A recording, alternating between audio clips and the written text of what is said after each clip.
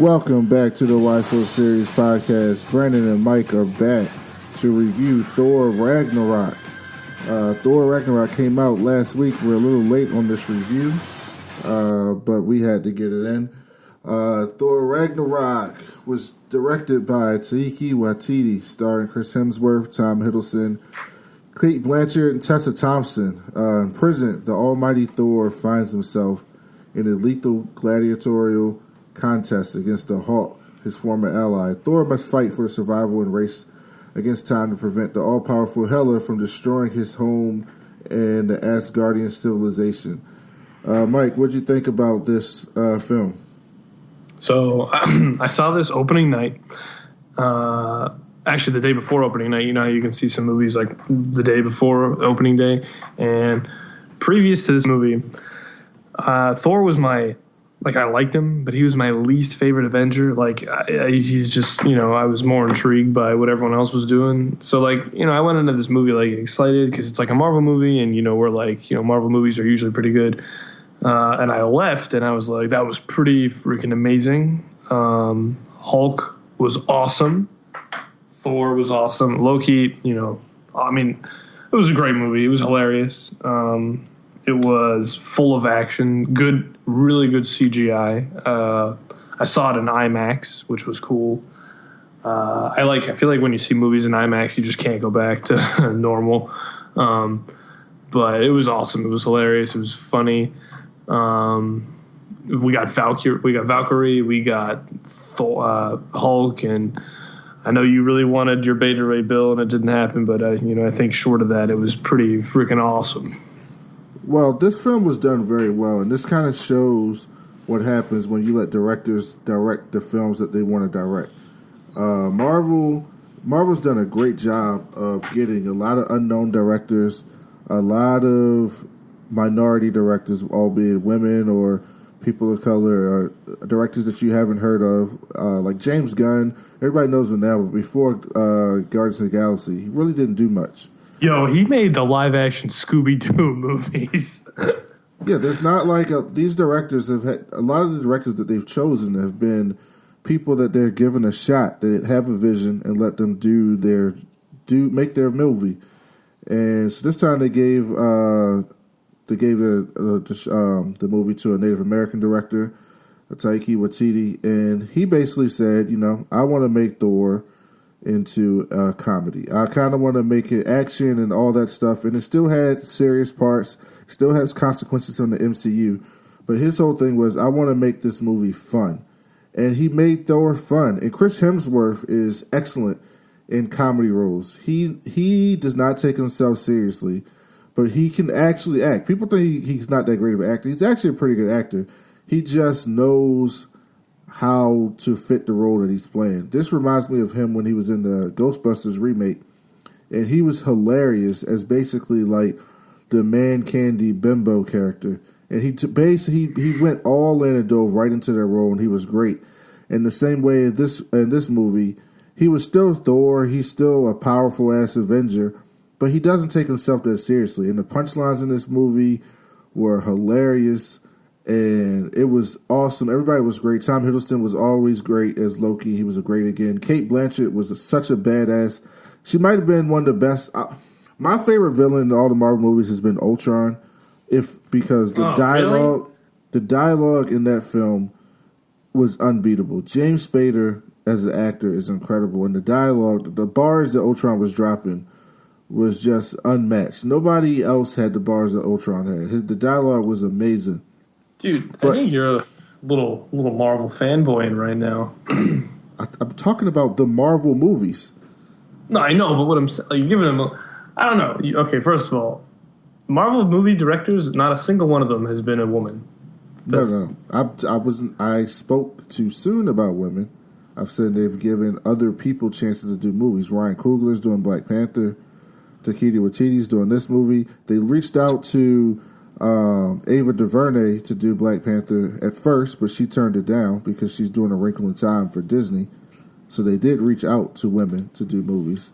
Well, I think Age of Ultron was good, but it was okay. I mean, it wasn't I wouldn't put it in the top 5 Marvel movies. Who said it was my universe. favorite Marvel movie? Now you're just making shit up. I said Ultron was my favorite villain out of the Marvel movies. Not Loki? No. Ultron was my favorite villain because of the dialogue. Were you even Not listening Yellow to anything Jacket from Ant-Man? Yellow Jacket was one of the worst. I know, I was kidding. He was terrible.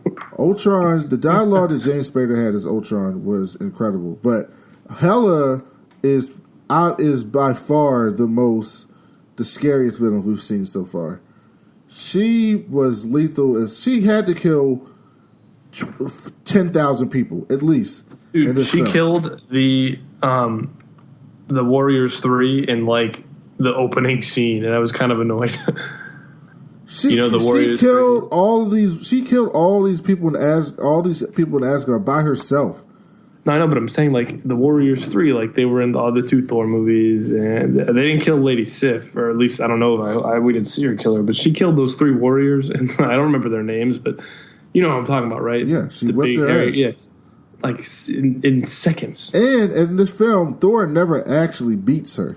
Like, he never actually beats her. He does this big thunder blast. By the way, this is going to have some spoilers in it. He does this big thunder blast, and you think Hela's gone. And the next thing you know, she's back. Because she's powerful as fuck. And she may be dead now, but I'm not technically sure that she's dead now. I still Why would they bring her back?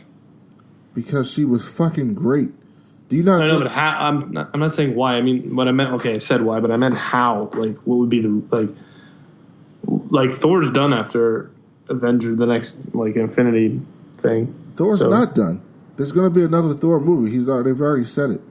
Really? Yeah, this is not the last Thor movie. I thought like the OG Avengers were done after Infinity War. No, who told you that? So, wait. I did not know that. I'm totally shocked right now. Is Iron Man coming back and Cap? Robert Downey Jr. still has some movies left on his deal. Chris Evans' deal is going to be up soon, but he has already expressed that he wants to continue to be Cap. He wants to continue on. Chris Hemsworth signed a new deal. He has some more films under his deal as well. Okay, well, now I'm excited. I thought that they were all done. They're not all done. Now, some of them may change. I thought the big thing was going to be like, all right, we're gonna bring the original Avengers up through Infinity War, and then they're gonna retire and leave room for like the new Avengers, and it was going to be Spider-Man and Strange and Panther, and you know what I mean? That's what I thought was going to happen. They could do that, or it depends. It depends on who wants to come back. Let me tell you, if Chris Evans wants to come back, he will be back as Captain America. They're not going to get rid of Chris Evans if he doesn't want to go. They love Chris Evans. He's the centerpiece of this whole... Well, Robert Downey Jr. is, but outside of Robert Downey Jr., Chris Evans is the centerpiece of this whole universe. So they're going to keep him if they want to. They're going to keep Robert Downey Jr. As long as he wants to be Iron Man, he will be Iron Man. I think they will introduce some of these new characters that you see in Marvel now. So like the director... I mean, they asked Kevin Feige about the possibility of having the woman Thor... like Mighty Thor is now in the comic books, and he said his answer was basically something like, "I wouldn't be surprised if you see that happen." So that tells me that you'll probably see that happen. Natalie Portman? No, I don't think it'll be Natalie Portman. I actually think it'll be Valkyrie. I think so. Tessa Thompson has already done some interviews after the movie talking about having a solo movie. Solo Valkyrie movie, being directed by the person who's doing the Silver and Black movie for Sony, Black Cat and Silver Sable, which I don't think that movie's ever going to be made, by the way. But not in the Marvel Cinematic Universe, which just pisses me off. She wants her to direct a Valkyrie solo film, and I think they set up this film one of two ways. They either set up this film for her and Thor to have some type of romance going forward, or they'd set up this film for her to have a big plot point or her film of her own. Because they showed a scene at one point in this movie. There's Tessa Thompson is talking.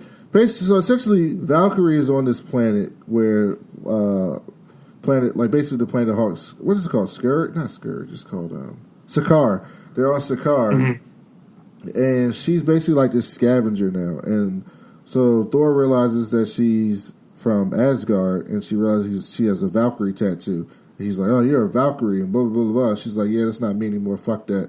I'm done with that shit."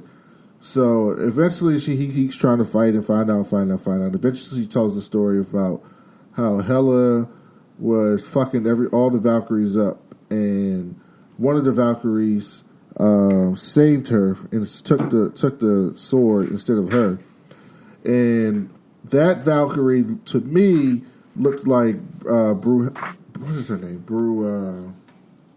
Brunhilde, which is the main Valkyrie in the comic books. So there is a Valkyrie in the comic books that's kind of a main character that fights with Thor, and she's pretty fucking badass, and they have a relationship at one point. And she looks like the Valkyrie that got stabbed by the sword in the flashback scene. So it'd be really interesting for them to tell a story in the past about the Valkyries, because they did a lot of backstory. They did a lot of talking about how the Valkyries are sworn to protect Asgard and the blah blah blah blah blah, and they've been through all this stuff. And Tessa Thompson's been talking about this in public, and Marvel actors and actresses don't usually come out and talk about things for no reason. So they usually have a reason behind it. Either they're throwing it out there to see if that's something people want to see, or it's already in the plans and they're dropping hints. But they don't usually come out and just say stuff just to say stuff. So if she's out here doing interviews talking about having a solo film, there's something to that. Doesn't mean it's guaranteed to get made, but there's something to that. Well, that'd be cool. I didn't know any of that, actually. And usually I feel like I got to get up to the times then, because that's pretty cool. I don't know if they'd replace Thor, though, if he signed on for more movies. Because right now in the comic books, you have the Mighty Thor, which is Jane Foster, and then you have the Unworthy Thor, which is Odin's son. So Odin's son is still around, even though Jane has... What does he do? I'm not reading Unworthy. So he's basically trying to get back to the point where he can get his hammer back. So he's still powerful as shit, but he doesn't have his hammer, and he's the Unworthy Thor. And I think he knows that Jane... I haven't read it in the last few months. I was reading it. I haven't read it in like the last 3 months, so I'm not sure exactly what's going on now. But they both do exist in the Marvel Universe currently, and they both have their own books. So you could do that at some point. Or you could have Thor stay on for more Avengers movies and one more Thor movie where he passes the mantle until the next Thor. I don't even know where the Avengers are going to go after. I mean, we're getting a little ahead of ourselves here, but after Thanos... We're talking about Ragnarok, okay? We'll talk about that at the end. So basically the premise of this film is the idea of Ragnarok. So Ragnarok is a thing in Norse mythology. And essentially in the Norse mythology... It means the end of all things. Yeah, so essentially in Norse mythology, every so often, all the gods die, and they come back to life with new versions of the gods. So in the Thor is a person that... The same Thor... So Norse gods are not immortal. So the Odin does not live forever. Thor's not live forever. But there have been Thors and Odins before the Thors and Odins that we see. And so in the mythology, the Ragnarok comes and is brought upon by Loki, the god of mischief, and it causes Asgard and all the gods to die and for the whole cycle to start over. So for a new Thor, a new Odin, blue Loki, blah, blah, blah, blah, blah, blah, blah, etc. They kind of told the story a little bit differently in here. So they basically Surtur is still part of Ragnarok, and Surtur comes and destroys Asgard. And they kind of told that story in here that Surtur would come to destroy Asgard, but they made Asgard... The premise of this film was just to show you that like Asgard is not a place, but a people, and that Asgard does not have to exist on the planet of Asgard or on the plane that Asgard is on. Hela is basically Odin's first child, and she apparently existed in the time before Thor and Loki were born, where Odin was pretty fucking militant, and he was just taking over shit and taking over realms, and Hela was kind of his warrior to take over that shit. And she basically got banished. She got banished to a place, and she came back now, and she wants to take back her throne. And Kate Blanchett acted her ass off in this film. She was unbelievable in this film. Like, she was able to have some comedic timing, but also Didn't she pass up being Wonder Woman so she could do this? Wasn't she considered for Wonder Woman? I don't know if she was considered doing Wonder Woman. She would have been a great Wonder Woman because she was a great Hela.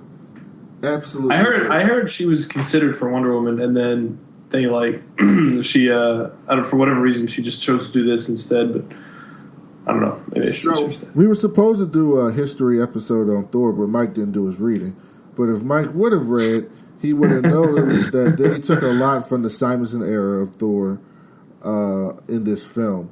And a lot of this stuff came directly from that. Was some of the things with Scourge, some of the things with Searcher, the whole Ragnarok cycle. A lot of that was done in the Simonson era of Thor in the late 70s and 80s. And it was really good in the books, and it was excellent in the film. I've seen some complaints about this film that people were kind of like, oh, it's too funny, it's too jokey, it's just too lighthearted, it needs to be more serious. But all the Marvel movies are doing that now. Yeah, but who cares? Like, that, it was great. Like, the film, like, if you want to pretend that the film didn't have any consequences, you can go ahead and do that, but you're wrong. Like, this film clearly clearly had consequences. Odin dies, Thor loses his eye, Hulk we'll talk about this, but the hammer, don't forget the hammer. Oh yeah, Hela destroyed, which was fucking awesome. Hela destroyed Mjolnir. Hulk is probably Hulk forever now. So at one point in the film, Hulk is. So let's talk about that. So Bruce Banner is basically the grand champion for Jeff Goldblum's character. No, before that. So Hulk has been Hulk. He's been in Hulk mode since Age of Ultron. Yeah, I was going to get there. Thor discovers him, and then he's basically like a 2-year-old because that's kind of what they alluded to. You know what I mean? Like, he could talk, but he was like a baby. Right. The way he talked and the way he acted, he was like a baby. It's because he's been Hulk for 2 years, and when eventually, by seeing a video in the Quinjet, which was crashed on Sark, whatever that planet was called, he goes back to Bruce Banner. Bruce Banner's really confused, didn't realize it had been 2 years, and then he's like, basically, if I become Hulk again, I'm really worried that I might never come back. And Thor, this was kind of a dick move. Thor didn't care. No, well, Thor was basically like... He's like, I need Hulk. I need Hulk right now. Well, that's not technically what happened, because he was still Banner when they were getting off Sakaar and driving there, and even when they were on Asgard, and basically Banner was flying around the plane, and he saw that Valkyrie and Thor were fighting this giant ass fucking wolf, and Hela and her people and her dead army, and he was basically like, "Fuck it," because he's a hero. He's like, "I'm going to help people." But that was actually one of the funniest scenes in the movie, where he's like, "You want to know who he's?" So Valkyrie and Hulk had like this really cool relationship. Like, they had this really cool chemistry where they kind of hung out together and fucked around with each other while Bruce was in Hulk mode. And when he turned back to Banner, Valkyrie the whole time was like, "You just remind me of somebody. Like, there's something about you." And Banner saying the same thing about her. And then at one point, this fucking monstrous wolf is like fucking everybody up. So Banner goes, "You want to know who I am? Watch this." And he fucking jumps out of the spaceship and just fucking face plants on this bridge because he thought he was going to turn into Hulk, and he didn't turn to Hulk, and it was hysterical. But eventually he turns into Hulk. But he says that, like, once I turn to Hulk again, I'm probably stuck to being Hulk forever. But he did that on his own. He made the choice to turn to Hulk on his own. So I don't technically blame Thor for that, because when they left Sakaar, he was still Banner. But like I said, people complain about this film as just this funny Thor standalone film. Like, Hulk is basically Hulk forever as far as we know now. Like, something could change with one of the Infinity Gems coming up. But at this point, Hulk is Hulk. No, I think we'll see Banner again. I think it's just one of those open plot points that they want you to about as you go see the next movies. I think at some point, like, I think the Hulk Bruce Banner dynamic has been explored over all the movies. I mean, And to be honest, they haven't handled it very well, because if you remember back to the Edward Norton Hulk movie, which is in the MCU, at the end of that movie, he evidently learns to control his powers. And then at the end, and then you see him in Avengers, and he's not under control. But at the end of the movie, he's like, I'm always angry. And they kind of like, oh, look, he can do this now. And then like he still. But now it's like they've given Hulk, like, I feel like for the first time, some actual like character development to work with here. And I think now we have like this cool open case with him. Like, is he going to be Hulk forever? Is he not? Like, what's going to happen? And I think it'll be addressed. And I think when it is addressed, we're finally going to get to see Hulk and Banner like sharing the controls. Like he made a comment. Like, I feel when he went back to Banner, he was like, when he was explaining how he felt like that he was going to be Hulk forever if he turns again. He was like, usually I feel like when I'm the Hulk, it's me like sort of sitting backseat and Hulk at the controls, but I'm still like whispering in his ear. But this last time, Hulk was totally in control, and I was nowhere to be found. And so I'm kind of excited that they were like, Hulk was boring to me up until then, because he was just this like big thing that can't really be killed and just kind of runs around and destroys stuff. But this got me excited for the Hulk. I'm not gonna lie. So I finally like what they're doing, because Hulk has been handled, I think, the poorest of all the Avengers in the roster, and now because of all these open plot points that have never, all these loose ends with him. They had to simplify the Hulk for the masses, because the idea of the Hulk can be confusing to people, and it can be very simplified and basic if you just put the premise that he's this guy, he gets angry, he fucks shit up, then he goes back to being the guy. Like, it's entertaining to see him fuck shit up, but they had to add another layer to that character. So this film did a great job of adding that layer. That's what I'm saying. Yeah, I agree.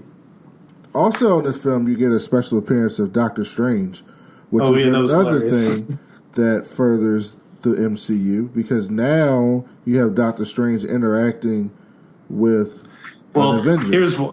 This is why. It's because all these new Avengers need connections, some sort of connection to the like rostered Avengers, like the listed Avengers, so that when Infinity War happens, they can be like, oh, I know this guy and this guy and this guy, and we can all help. So now that Doctor Strange has made his connection to Thor will probably be the one to call him and be like, oh, I know this guy who's like a really powerful wizard in New York. Yeah. And like Black Panther met the Avengers in Civil War, Spider-Man and Tony Stark had their connection. I don't know how Captain Marvel is going to fit into all this. Captain Marvel's not going to be in the first Avengers. She's still out in space, apparently fighting. But I think Captain Marvel has something to do with Agents of S.H.I.E.L.D., which we may talk about coming up soon, because that starts December 1st, and they just dropped the first trailer. They did? I missed it. And it's fucking awesome. We get Ghost Rider? Tell me. I don't know if we're getting Ghost Rider. It's in space. But yeah, so that's another way this movie connects the universe. So like, if you hear anybody talk about, oh, this movie is just this funny, silly thing, like, it is funny, it is silly, but it's funny and silly in a great way, but it also has some very important parts to go forward in the universe. One of the things that they did was they took a small part of the Planet Hulk storyline and they basically simplified it, but you still got some of the characters. So one of the funniest characters in the movie is Korg. And Korg is from the comic books, and he's basically this rock creature who's fighting in the fucking gladiator pit with Hulk. And he meets Thor, and he's kind of got like these one-liners that are really funny. And Korg was awesome, and that was voiced by the director of the film. Resistance. Huh? He was like, I tried to start a resistance. I couldn't hand out enough pamphlets. Yeah, I know. So it didn't work. Also, I thought for a time they were going to kill Idris Elba or Heimdall, but I'm glad they didn't. Cause, he's my favorite. He's awesome. Yeah, Heimdall is fucking great. He's he like hates playing Heimdall. He does? hates it. He did. I hope, because he was like, that was my biggest regret, and I'm like locked into this. I did read that somewhere, and I think after this movie they gave, like, he just felt ridiculous in that outfit with those dumb lines. And the first two Thor movies were nothing spectacular, let's be real. So he was kind of disappointed, but I feel like I'm going to look this up in a couple weeks and see that all right, that was a good one. Like, this made me feel better about this. But he did hate being Heimdall, because, like, look at Idris Elba as this big, serious actor. And the first two Thor movies were nothing amazing or wonderful. But they got Don Cheadle as War Machine. He's a serious actor. Yeah, but War Machine didn't have corny, like, he didn't have a cool, like, I guess he just didn't like it. He thought the outfit was stupid and corny, and the lines were dumb and corny, and the premise was dumb and corny. And the first two Thor movies did not do as well as the first two Iron Man movies. Well, yeah, that's true. So, and Don Cheadle wasn't even in the first Iron Man movie, but still, the second Iron Man movie did better than Thor and Thor 2, I think. Yeah, So I don't blame Idris Elba for being like, this is dumb and I hate it. And he was like, this is a drag. Like, he's like, I actually hate, like, he said, like, he hated it. Like, he was like, I actually, like, hate coming into this every single day. So I really hope that they, you know, gave him more of a serious, like, what he wanted. And I hope he likes it, because I like seeing him as a Heimdall, and I'd love to see him in Infinity War. Well, look, I'm not the biggest fan of Stringer Bell. You probably don't know that reference, but it's from The Wire. Who is that? Anybody watching the show, seen The Wire, knows that reference. That's who Idris Elba played on The Wire. So, yeah, Stringer Bell is kind of a sucker. So I kind of hold that against him in all the films. But I liked him in this film. He was very good. Jeff Goldblum was funny as shit as the Grand Master. He's supposedly one of the elders of the universe. So they didn't really show that he's like this big, powerful guy. But they kind of implied it because all these people... dead? Do you think he's dead? No, I don't think he's dead. Because in the after credit scene, they showed him talking to the people. Yeah, right before they were going to kill him. Yeah, I don't think he's dead. I mean, he might be. He's not. I mean, he might have been a one-off character, but he was good. Very good in the film. It was really weird seeing Carl Urban bald as Scourge. That was really weird. It kind of threw me off the first time I saw it. I said, is that Carl Urban? And I was like, yeah, that's fucking weird. But he was fucking great as Scourge. Very similar to the comic book version of Scourge. But he also had some funny moments. And he had the two guns, which is hilarious because Asgardian weapons are much more powerful than the AK-47s. But at one point in the film, he's like, I've got these two guns. I got them from Midgard in a place called Texas. And I laughed so hard in the theater.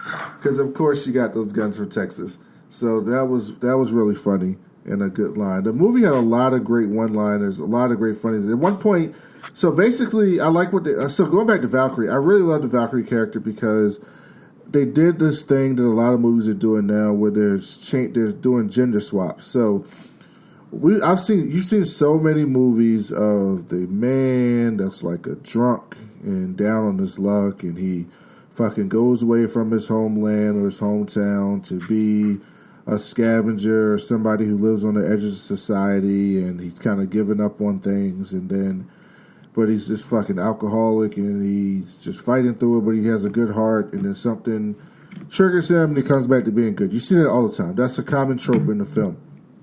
But what you don't often see is you see a woman character play that character. So Tessa Thompson basically played a drunk warrior the entire time, and it's hilarious. At one point, she gets out of her ship to come get Thor after these scavengers had captured Thor, and she's walking out of her ship, and she literally just falls off the ship to the ground.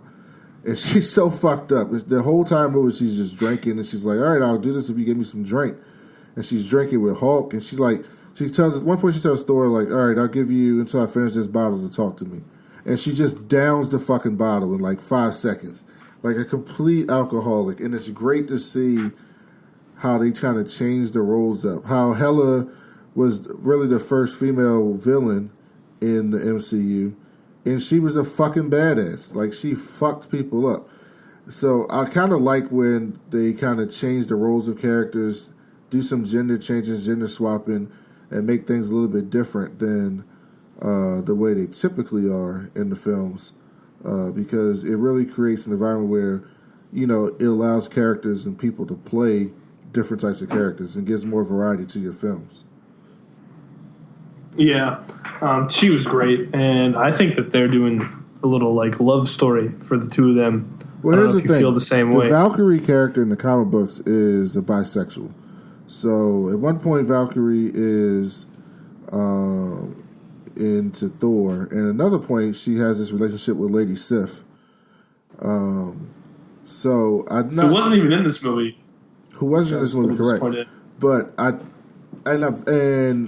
Tessa Thompson, so she's done a lot of interviews around this film, and she's made it clear that she's made it clear that her character Valkyrie is an LGBTQ character, so she's a queer character. So at some point in this film, in this series that she signed on for, we're going to see her involved in something different. So they did see, the thing is, her and Thor had really good chemistry, but there was never really a point in the movie where they hit you over the head with these two are going to be together.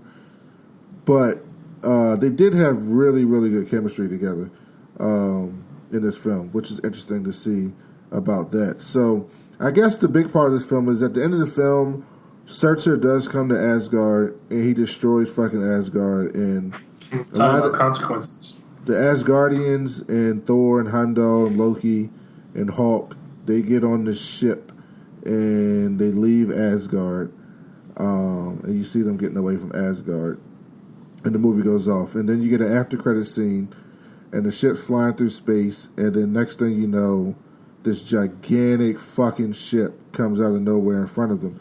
And a small part of the film that some people didn't notice, but towards the end of the film, Loki Thor tells him to go put Surtur's helmet in Odin's eternal flame, because that will allow him to come to Asgard and take it over, because his plan was to have Surtur take over because he couldn't stop Hela. And Loki walks... Oh, I noticed this. Loki walks right past the Tesseract and... looks at it. He looks at it, and I'm pretty sure he fucking took that shit. Of course he did. So in the after credit scene, this big ass ship shows up, and I think it has to be Thanos who's tracking down these gems, and he's had some type of tracker that led him to this ship because Thor has the fucking Tesseract on it. I agree. He definitely took it. And look, he's definitely going to barter it off to Thanos. I mean, easily. Like, it's not even a question. People were like, do you think he took it? Yeah, of course he took it. Of course. Yeah, of course he took it. I mean, otherwise, what, it's destroyed? No. But he's not fucking with Thanos. No, he'll barter it to him in exchange for, like, ruler of some dumb planet, or probably Earth. So there's also been rumors that, so basically in the comic books, Thanos is in love with death. So the whole premise of the Infinity Gauntlet comic book in the beginning was that he wanted to impress death by killing the entire universe. Oh, yeah. And some people think that he's going to date Hela, so and that's some how people she'll come think back. that he's going to date Hela, and that's how she's going to come back, because she's essentially the goddess of death in Asgard. So that would be an interesting way to bring death onto the screen, because the death of the comic books, I think it would be hard for them to do on screen, and I'm not sure if they have the rights to death or if Fox has the rights to death, because Deadpool's also been in a relationship with death at different points in the comics as well. So I'm not technically sure if they have the rights to that character, or if that's even a character that has rights. But I wonder what the motivation would be for Thanos, because I don't know, because that's just too kind of comic booky. Like, I love how comic booky the Marvel movies are, but that's like really comic booky to do in a mainstream movie, to basically create this entity of death that Thanos is in love with, and that's what drives him to get these gems to destroy the universe. Like, that's just really comic booky, so I think they're going to have to give him a different motivation for why he wants these gems and why he wants to destroy shit. Yeah, I agree. I mean, I think that'd be a cool way to bring her back. I mean, he already had. I feel like it'd be hard to pack it up because he already has his four. What is it? What are they called? Four. There's like a. You know those four. Yeah. You know what I'm talking about? Like they have names and they're like all these creepy little. Like they're like his agents or whatever, and they go do his bidding for him. But I think it'd be cool to see like him running around with Hela at his side. You know what I mean? So we'll have to wait and see what happens. I'm very excited. Yeah, it's called the Black Order. Oh yeah. That's right. Yeah. Yeah. So, Mike, what was your favorite scene in this film? Oh, the fight between Hulk and Thor. I mean, come on, that was hilarious. It was awesome, and Hulk won, but Thor held his own, and I was pretty impressed. I'm not going to lie. Well, technically, I think Thor was about to win, but then he got shot by the fucking... Oh, yeah, the Grandmaster cheated. Yeah, the Grandmaster cheated. So I actually think Thor was about to win. But that scene was very good and very well done and very fucking funny. Also, that was the director said that they did at one point have Beta Ray Bill in this film. And they cut him. But they cut him. But you did get an Easter egg of him. You saw his head on the Wall of Champions. So essentially outside the Grandmaster's Stadium, there's this wall of all his former champions. So Hulk's on there and these other characters. And one of the characters was Beta Ray Bill, who's absolutely one of my favorite characters in comic books, which tells me that we will absolutely see Beta Ray Bill at some point in the MCU going forward. And I can't fucking wait because I fucking love Beta Ray Bill. And if Mike would have done his fucking reading and read the story with Beta Ray Bill, the Ballad of Beta Ray Bill, he would be in love with Beta Ray Bill just as much as I am. So all of you guys, go read the Ballad of Beta Ray Bill. It's in Simonson's era. His run of also, Thor. by the way, on that tower that you're talking about, Man Thing was on it too. It looks like. Fuck. Do you know what Man Thing is? Fuck. I mean, I'm just telling you, it's an Easter egg. I don't care about him. None of them are Beta Ray Bill. They don't matter to me. I'm just telling. It's an Easter egg. I found a sheet that tells you who everyone is, and someone, I don't know the other two guys, By Beast and A's. Yeah, all I care about is Beta Ray Bill. I don't care about Man Thing is just, I mean, whatever. Yeah, my favorite scene was probably the fight, or actually, my favorite scene was when Hela showed up on Asgard, and all of these fucking people came after her, and she fucked all of them up by herself, throwing swords and fucking slicing people and stabbing them and just kicking them and just beating the shit out of all. It was literally like a scene for 300, but just a bunch of people against her, and she destroyed all of them. So, do you think? Oh, sorry. No, go ahead. No, go ahead. Well, I'm just going. I was thinking about your Beta Ray Bill comment. Do you think that all those challengers prior to Hulk are dead and were replaced, or what? No. What do you think happened? I think when you're the champion, you can. Yeah, I don't know. I don't think they're dead though, because no, they're not dead. So I don't know what happened. They might have got away, or they got a new chance. They got defeated, but didn't die, or something. But I don't think they're all dead. I know for a fact Beta Ray Bill ain't dead, because they better not fucking tease me with Beta Ray Bill and then tell me he's fucking dead.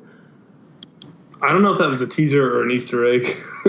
No, it was a teaser. You wouldn't put Beta Ray Bill's big ass face right there. Everybody knows his fucking horse face. They also put Man Thing. Nobody knows those characters. They're irrelevant.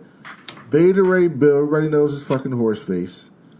They tease me because they know I love Beta Ray Bill, and they're like, look, Beta Ray Bill's around here. I'm not going to show you, but he's around here just to make me want to see more Thor movies so I can finally see Beta Ray Bill. Also, we didn't talk about it much, but Odin is dead. So no more Anthony Hopkins. Which confused me, by the way. I didn't actually think he was... I didn't know that's how they died. Yeah, no more Anthony Hopkins, which is, he's a fucking great actor, so that's a little bit of a loss. But I like how they did that. Anything else about Ragnarok? That was a great movie. I'm looking forward to seeing what's coming up. So, 1 to 10, what would you give it? 8.5. Yeah, I was going to go with 8.5 too. So, our official rating for Thor Ragnarok is 8.5 out of 10. Definitely go see the film. You will love it.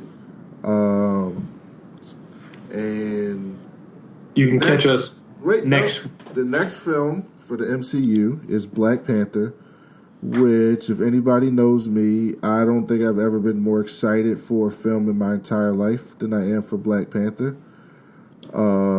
And as far as like most black people that I know, it's like the biggest deal ever. And Marvel's putting it out during Black History Month. And it's the first big budget film with majority black cast. And it also has a cool ass superhero character. And I can't fucking wait for that film. And the trailer just dropped. The new trailer dropped like a week and a half ago. And I went fucking crazy at work. So, yeah, that comes out in February. That's going to be a national holiday for me. I won't be coming to work that day. I can't wait for that. Also, the next superhero film that comes out is this week in Justice League, which I'm not. And we will be reviewing it immediately because this is my baby coming to fruition. I'm not really that excited about.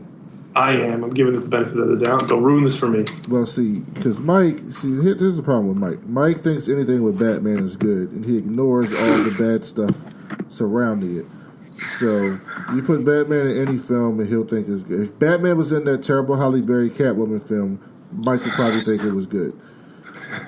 So you can't take his word. So when we talk about Justice League, just know beforehand that it is not an objective opinion by Mike because he thinks anything with Batman is good. No, I'll try to be objective. I promise. So, but we're reviewing that. That'll be out. We'll probably do that this weekend, and it will probably be out next week. So that's going to be our review for Thor Ragnarok. Please leave us a 5-star review on iTunes, Google Play, Stitcher. Tune in. Subscribe to our podcast as well. You can follow us on Twitter. You can catch more information and more about this review on that coolblacknerd.com. And we'll be back soon. Thanks for listening.